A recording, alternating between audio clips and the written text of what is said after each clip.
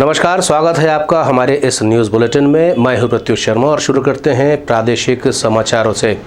आज भारतीय जनता पार्टी के प्रदेश अध्यक्ष अरुण साव ने एक पत्रकार वार्ता ली है और अपने कल के प्रदर्शन को पूरी तरीके से सफल बताया। उन्होंने एक बार फिर सरकार से मांग की है कि बेरोजगारों की मांग के प्रति सरकार संवेदनशील हो और उनकी मांगे पूरी करे। ने युवाओं के हक की लड़ाई लड़ी है, आह्वान किया है और यह आंदोलन हमारा सफल रहा है। निश्चित रूप से सरकार को युवाओं की चिंता करनी होगी और युवा अपने हक के लिए कल लड़ाई के लिए राजधानी के मैदान पर, राजधानी की सड़कों पर निकले। सरकार अपनी वादा पूरा करे, युवाओं का जायज़ मांग, उनका हक जिसका वायदा कांग्रेस पार्टी ने किया था, एक बार फिर छत्तीसगढ़ के नौजवानों को मैं धन्यवाद देता हूं, आप सभी का। वहीं कांग्रेस के संचार विभाग के प्रभारी सुशील आनंद शुक्ला का कहना है कि भारतीय जनता पार्टी के प्रदेश अध्यक्ष बेरोजगारी भत्ते को लेकर के भ्रम फैला रहे हैं। वहीं उन्होंने भारतीय जनता पार्टी द्वारा लगाए जा रहे आरोपों को झूठा करार दिया। भारतीय जनता पार्टी के नेता भाजपा के प्रदेश अध्यक्ष अरुण साव झूठ बोल के यह भ्रम फैलाने की कोशिश में लगे हैं कि कांग्रेस ने अपने जन घोषणा पत्र में युवाओं को बेरोजगारी भत्ता देने का वादा किया था। कांग्रेस ने अपने घोषणा पत्र में कभी भी बेरोजगारी भत्ता देने का कोई वादा नहीं किया था। बेरोजगारी भत्ता देने का वादा भारतीय जनता पार्टी ने 2003 के अपने घोषणा पत्र में किया था, जिस वायदे को 15 साल सरकार चलाने के बाद भी भाजपा ने पूरा नहीं किया। कांग्रेस ने अपने घोषणा पत्र के बिंदु क्रमांक 4 में हर घर रोजगार, घर घर रोजगार का वादा किया था, जिसके तहत 10 लाख युवाओं को सामाजिक काम से जोड़ के न्यूनतम 25 रुपये कमाने का अवसर देने की बात कही थी और इस वायदे को कांग्रेस पार्टी पूरा कर रही है। राजीव गांधी युवा मितान क्लब तथा गौठानों में 13,000 से अधिक महिला स्व सहायता समूह की युवा महिलाओं को 1 लाख से अधिक महिलाओं को प्रति माह 2500 से अधिक कमाने का अवसर हमारी सरकार दे रही है। इस वादे को आगे भी पूरा किया जाएगा। भाजपा भ्रम फैला रही है। दरअसल छत्तीसगढ़ में भाजपा के पास मुद्दे नहीं हैं, इसलिए वो अब झूठ की बुनियाद पर राजनीति कर रही है। इधर आम आदमी पार्टी भी इस विवाद में कूद गई है और आम आदमी पार्टी का कहना है कि कांग्रेस को अपना वादा निभाना चाहिए। उसने वादा खिलाफी का आरोप भी लगाया है। नमस्कार साथियों, आज आपके बीच में लाए हुए हूं 2 मुद्दों को लेकर। पहला, आज जिस प्रकार से कांग्रेस के मंत्री जी ने कहा कि हमने प्रदेश के युवाओं से 2,500 रुपया बेरोजगारी भत्ता देने का वादा नहीं किया था, तो ये एक मंत्री जी को, जो सरकार में मंत्री हैं, उनको ये बोलना शोभा नहीं देता, क्योंकि सीधे सीधे उनके घोषणा पत्र में लिखा था कि हम 10 लाख बेरोजगारों को 2,500 रुपया बेरोजगारी भत्ता देंगे। और दूसरी तरफ युवा कांग्रेस के लोग और कांग्रेस के लोग जब चुनाव में जाते थे तो हर युवा को उन्होंने कहा था कि हम 2,500 रुपये बेरोजगारी भत्ता देंगे। तो ये सरासर गलत बात है।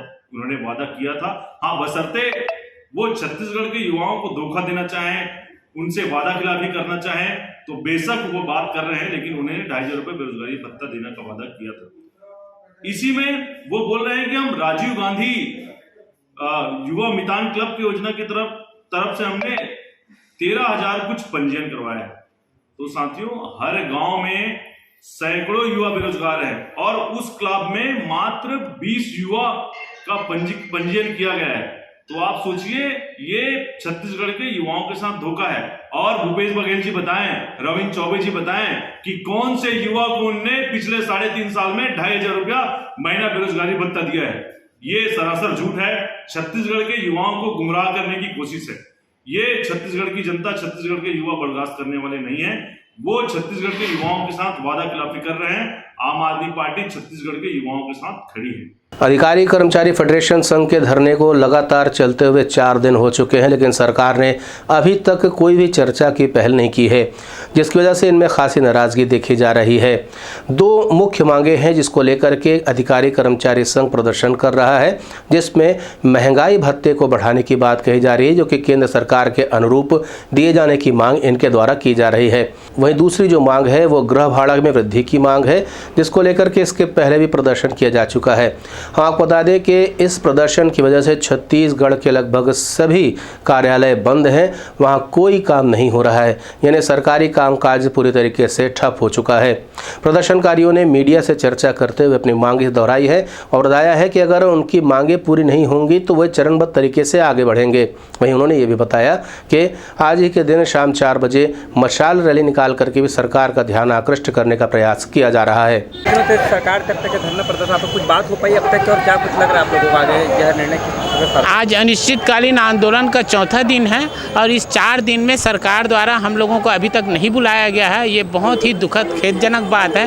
भाई 4-4 दिन तक बैठे हैं, पूरा छत्तीसगढ़ में हर कार्यालय बंद है, यहाँ तक भृत्य से लेकर के हमारे क्लास 3 के अधिकारी, क्लास 2 के अधिकारी, कनिष्ठ प्रशासनिक संघ के अधिकारी, न्यायालयीन कर्मचारी, सारे के सारे कर्मचारी आंदोलन पे हैं। सारी पूरे कार्यालय सब चीज़ बंद है। उसके बाद भी सरकार द्वारा हमारे ये जो मांग है वो तो भाई मांग नहीं कहा जाए, इसको हम लोगों का ये वेतन का पार्ट है, इसको पूरा नहीं किया जा रहा है। महंगाई भत्ता, गृह भाड़ा भत्ता जैसे मांग को लेकर के हम लोगों को बैठना पड़ रहा है, ये बहुत ही दुखद बात है। हम लोग चाहते हैं कि माननीय हमारे मुख्यमंत्री जी संवेदनशील हैं, वो अपनी संवेदनशीलता का परिचय देते हुए हम लोगों को मांग को तत्काल पूरा करें। अगर नहीं करेंगे तो आज इसी को विस्तार करते हुए हम लोग पूरे छत्तीसगढ़ में ब्लॉक तहसील स्तर पे आज मशाल जैसे रैली का आयोजन किए हैं। पूरे छत्तीसगढ़ में यह रैली निकलेगी 4 बजे और हम लोग चाहते हैं कि हमारी मांगों को पूरा करें। नहीं करेंगे तो हम लोग तो कटिबद्ध हैं, हम लोग अपने आंदोलन को यथावत रखेंगे। मध्य प्रदेश के विदिशा में रहने वाले ऋषि शुक्ला, जो कि आरक्षक के पद पर कार्यरत हैं,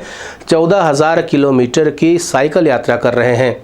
उनका कहना है कि युवाओं के मध्य पॉर्न वीडियोस बहुत तेज़ी से फैल रहे हैं। अगर इंटरनेट का पूरा यूजेज देखा जाए तो लगभग 60 से 70% पॉर्न के सर्चिंग और उसके स्ट्रीमिंग में खर्च होता है। वहीं उन्हें इसे गंभीर समस्या मानते हुए जन जागरूकता की बात कही है। वे लगातार साइकिल चला करके लोगों के मध्य जा रहे हैं और युवाओं से मिलकर उन्हें इससे होने वाले नुकसान के बारे में बता रहे हैं। उनका कहना है कि इससे सामाजिक अपराध की जो गति है वो काफ़ी तेज़ हो गई है और महिलाओं से जुड़े हुए अपराध भी काफ़ी बढ़ गए हैं। जी, ये युवाओं से संबंधित एक विषय है और युवाओं को मैं ये संदेश देना चाहूँगा कि जो इंटरनेट पे अश्लीलता फैली हुई है, कई सर्वे आते हैं जिसमें बताया जाता है कि 60 से 70% अगर इंटरनेट आप यूज़ कर रहे हैं तो उसमें 60 से 70% अश्लील वेबसाइट खोली जाती हैं। तो ये बहुत चिंता का विषय है और उसके कारण कई क्राइम्स बढ़ रहे हैं सोसाइटी में, जैसे रेप हुआ, महिलाओं के प्रति घृणा बढ़ रही है। तो युवा वहाँ ना जाकर, उसमें लिप्त ना होकर देश निर्माण में भागीदार बने, इसी कारण से ये अभियान चलाया गया है। आपके साथ सहयोग की बात करते कौन कौन आपके साथ भागीदार है, कौन आपको सहयोग कर रहे हैं? जी, जन सहयोग से ही सब हो रहा है। कई मीडिया कर्मी होते हैं, जो सामाजिक कार्यकर्ता होते हैं, वो इसमें सहयोग करते हैं और हमारी विचारधारा का प्रचार प्रसार करते हैं। हम खुद भी अपने चैनल के माध्यम से इसका विस्तार कर रहे हैं। आगे लक्ष्य क्या होगा आपका? लक्ष्य एक तरीके से ये जागरूकता अभियान है। इसका लक्ष्य मैं नहीं कह सकता कि कहाँ तक क्या करना होगा, लेकिन एक निवेदन है सरकार से कि हर संभव प्रयास किया जाए कि इस अश्लील सामग्री और जो पोर्नोग्राफी वेबसाइट हैं उनको रोका जाए। दैनिक वेतन भोगी कर्मचारी संघ वन विभाग की ओर से भी धरना प्रदर्शन लगातार जारी है। उन्होंने अपनी 2 प्रमुख मांगें सरकार के सामने रखी है, उसे जल्द से जल्द पूरा करने की बात उनके द्वारा की जा रही है। प्रदर्शनकारियों का कहना है कि पहले उनकी सबसे महत्वपूर्ण मांग नियमितीकरण की है। उनका कहना है कि 10 वर्षों से अधिक बहुत से लोग यहां पर कार्यरत हैं, लेकिन उन्हें नियमित नहीं किया गया है।